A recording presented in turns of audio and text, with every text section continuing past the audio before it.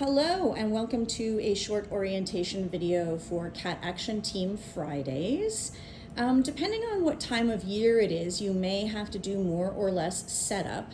If you are working during the school year, the supplies are going to be in a large cart for the most part down in this supply closet at the end of junior surgery. When the cats arrive, you meet them at the door in the north barn, the same door that you would walk junior surgery animals out of, and you can use a variety of carts like this to stack the carriers on. The caretakers are asked to sign a form, which looks like this. It might be a different color.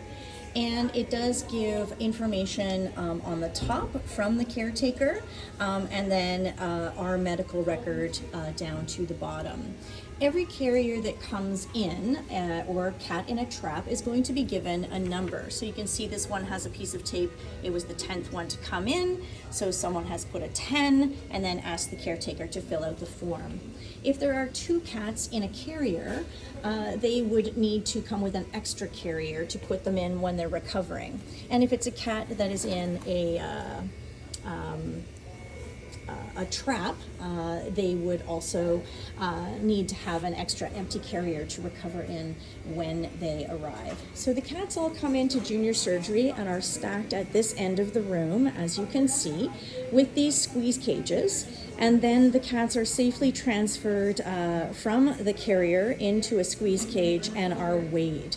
Here is our scale at this time. This is June of 2025. And to turn the scale on, when it's blank and off like this, you press the clock weight twice, not too quickly and not too slowly. So just push, push. You do see the 4 8s come up, and then it will tear to 0. All of the squeeze cages do have weights on the very top, so then you just subtract the weight of the squeeze cage, and again you would be recording that onto the sheet of paper, what the weight is. Then usually you would let your clinician know, and they would draw up some drugs for you over at our sedating station, and we are trying to have an IM injection of our sedation. The sedation would be given to you in a syringe and usually labeled, and the doctor will either write the amounts or would dictate to you a volume, an amount in mils to put in these boxes.